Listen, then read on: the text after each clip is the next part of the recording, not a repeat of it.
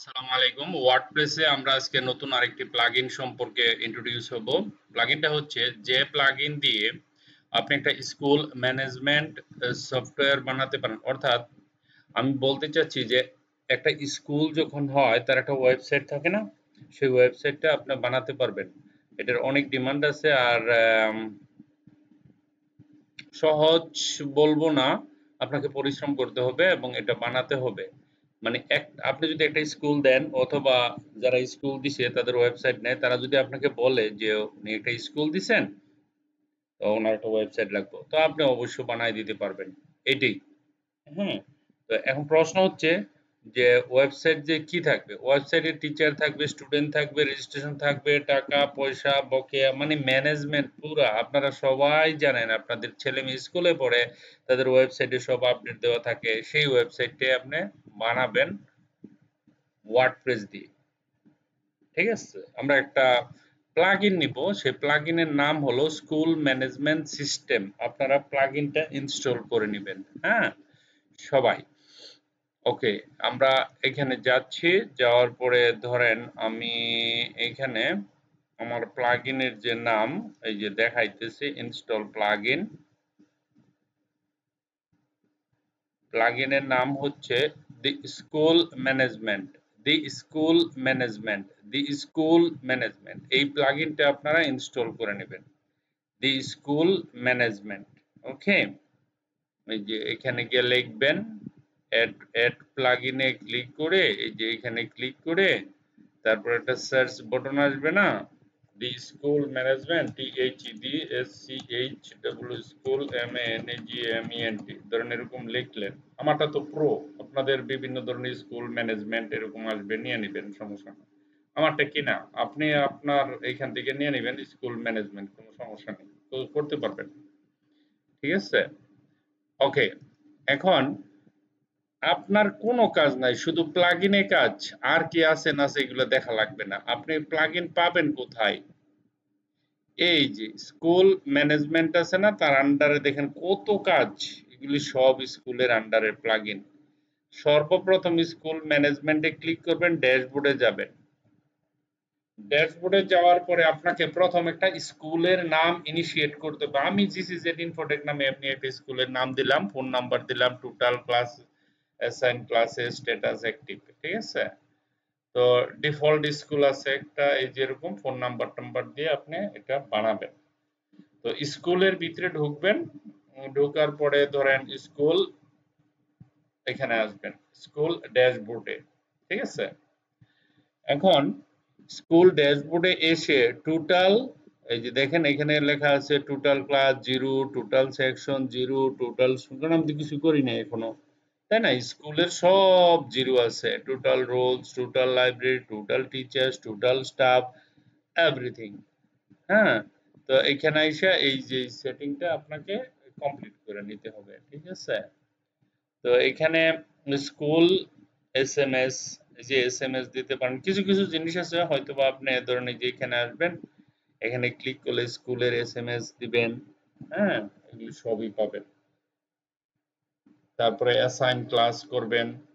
এই যে এখানে অ্যাসাইন ক্লাস, কি কি ক্লাস আছে এগুলি আমরা শিখবো, কিন্তু আপনাদের প্রাথমিক কাজ হচ্ছে এই পর্যন্ত আসা। ক্লাস, অ্যাক্টিভ, অ্যাসাইন ক্লাস, হ্যাঁ, নো ডাটা অ্যাভেলেবল, এগুলো কিছু দেয়নি, কিন্তু আপনাকে সেট আপ করতে হবে। তো আপনাদের কি কাজ? School management.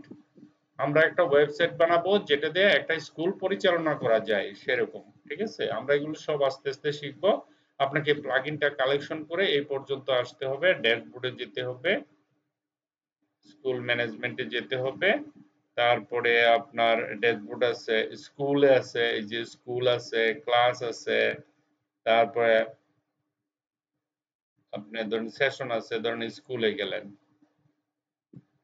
দেখেন এখানে ক্লুজ আছে অ্যাড নিউ স্কুল।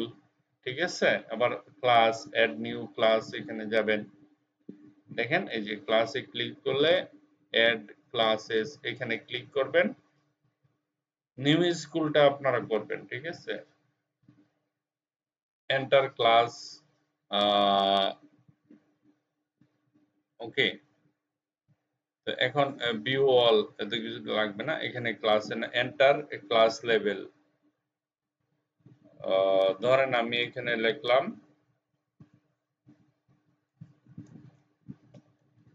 ক্লাস 0 এবং 1, অ্যাড নিউ ক্লাস, এখানে ক্লিক করবেন। দেখেন class added successfully, enter class level,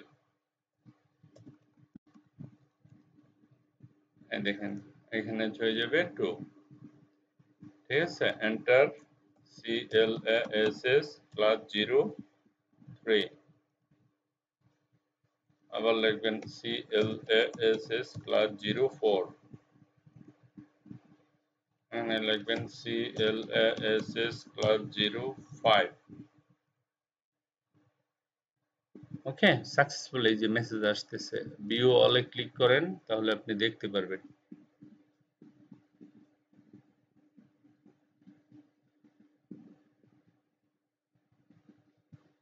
দেখেন এখানে কি আছে, ক্লাস 5 1 2 3 4 5, হ্যাঁ ক্লাসের নাম আছে 12 5 6, এই যে ফার্স্ট সেকেন্ড থার্ড ফোর্থ 5 6 7 8 9 10 বিভিন্ন আছে।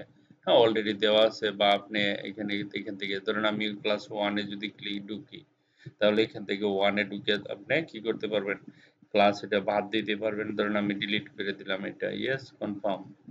এই কাজগুলো আপনাকে জানা থাকতে হবে, ঠিক আছে। তারপরে ক্লাস 2 তে ক্লিক করেন, ধরুন আমি এখানে গিয়ে কনফার্ম ডিলিট করে দিলাম। ক্লাস স্টুডেন্টদের নাম এরকম অ্যাড করতে হবে, ওয়েবসাইটে আবার ডিলিট করে দিতে হবে, ঠিক আছে। তারপরে এখানে গেলাম, ধরুন আমি এখানে লিখলাম ওকে করলাম, ঠিক আছে।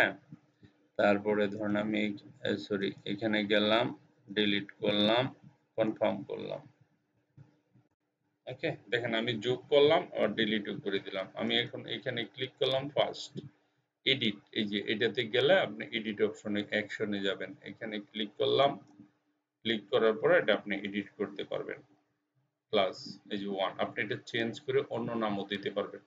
ফিল অল রিকোয়ারমেন্ট, ঠিক আছে। এই যে এরকম যদি থাকে আপনি আপডেট ক্লাস করতে পারবেন। ধরুন এটা ক্লাস 2 3 4 বা আরো ক্লাস বাড়ায় দেন, এটা দিতে পারবেন।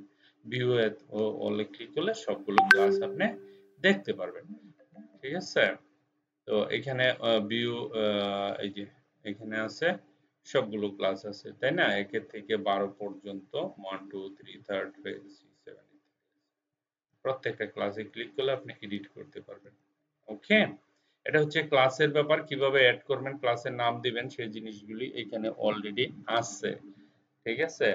তারপরে স্কুল ম্যানেজমেন্টে যখন আবার ক্লিক করবেন, এই যে স্কুল ম্যানেজমেন্টে ক্লিক করলে এখানে ড্যাশবোর্ড আছে, স্কুল আছে, ক্লাস আছে, ক্যাটাগরি আছে, সেশন আছে, সেটিং আছে, আরো অনেক কিছু আছে, হ্যাঁ।